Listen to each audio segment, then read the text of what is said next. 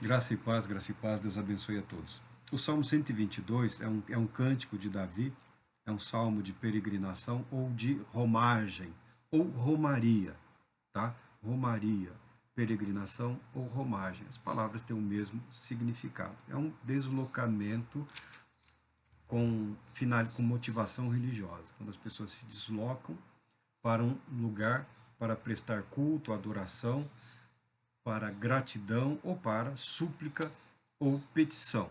Então, esse é o propósito da romaria ou da romagem. E a Bíblia que declara a alegria de Davi ao ser convidado a fazer parte de uma peregrinação. Obviamente, como músico, como poeta que era, é uma construção literária do rei Davi, porque ele residia na cidade de Jerusalém. E foi graças ao rei Davi que a cidade de Jerusalém se tornou o centro de toda a peregrinação religiosa em Israel, do povo judeu. A princípio, ele levou a arca da aliança para a cidade e lá a protegeu, lá a guardou. Posteriormente, ele edificou também um altar e dedicou aquele altar como um altar permanente, porque naqueles dias as pessoas ofereciam lá as suas práticas, os seus rituais em vários lugares, muito embora sempre houvesse um lugar fixo. Na curiosidade que temos sobre o templo, nós adquirimos um material aqui que fala do templo de Jerusalém, ou dos templos de Jerusalém. É um material publicado pelo Instituto do Templo. O Instituto do Templo é um instituto educacional, uma organização educacional religiosa. Eu creio que seja,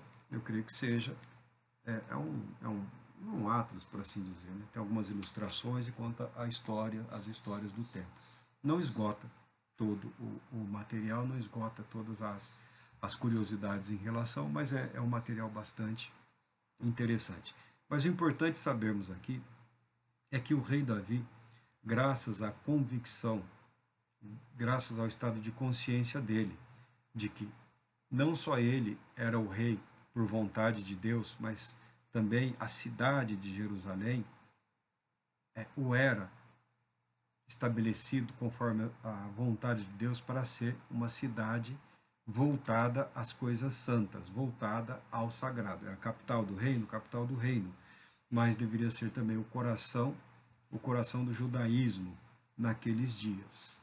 E ele fez todos os preparativos para a construção do magnífico templo, que só foi levado a termo pelo filho, por Salomão. Mas quando Davi fala de Jerusalém, quando Davi fala de adoração, quando Davi fala do culto a Deus, ele se expressa como se toda a Jerusalém fosse um templo, como se o templo futuro já estivesse presente, como o templo que foi construído por Salomão já estivesse presente naqueles dias. Por que ele pode se expressar dessa maneira? Porque o coração dele era muito voltado para Deus.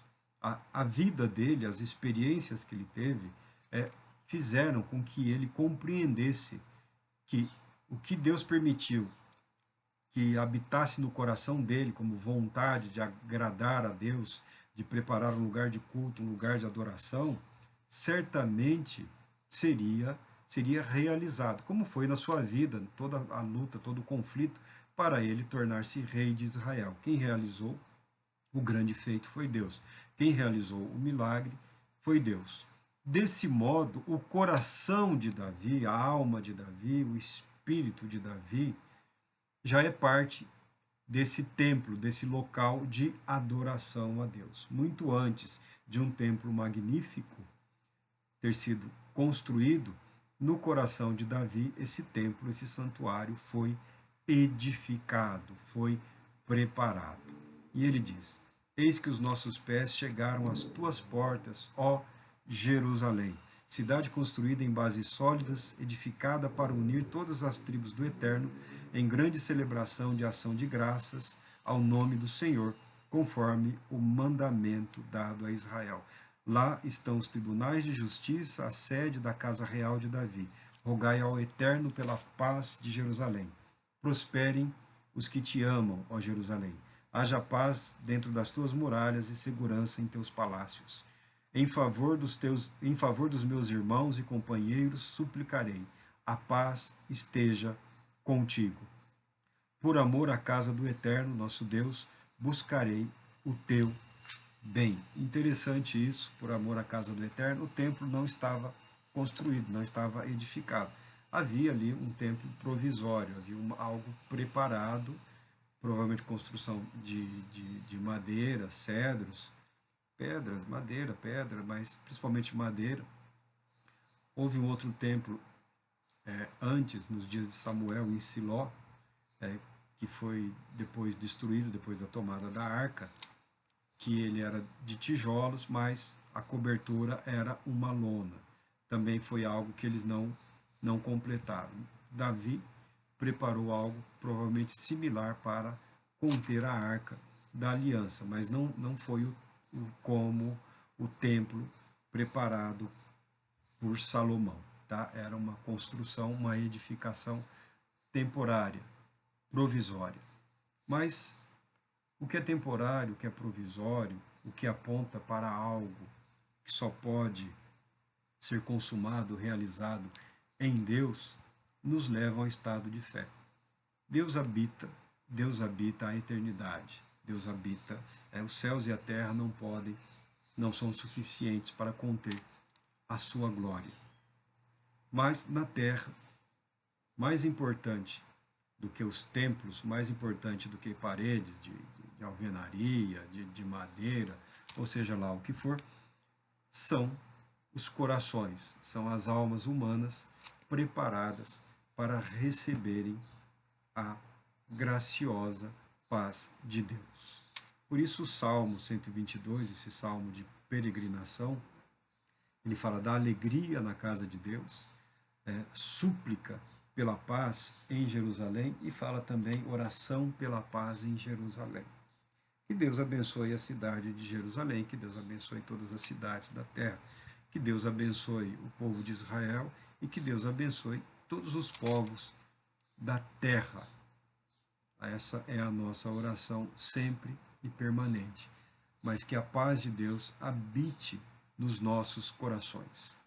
Porque não é propósito de Deus que a paz habite entre paredes, que a paz habite entre construções de alvenaria ou tijolos, mas que pessoas cujos corações, cujas almas, cujas mentes, que foram pacificadas pela ação do Espírito Santo de Deus, estejam lá reunidos para adoração e para culto.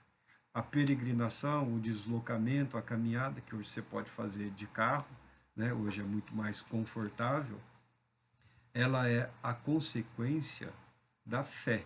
Ela é um ato de fé, seja no momento de gratidão ou no momento de necessidade. Mas a súplica pela paz em Jerusalém é a súplica pela paz para toda a humanidade. Que os nossos corações alcancem essa paz, para que possamos nos alegrar em Deus, onde quer que estejamos. Deus Todo-Poderoso te abençoe, te proteja e te conceda paz, muita paz.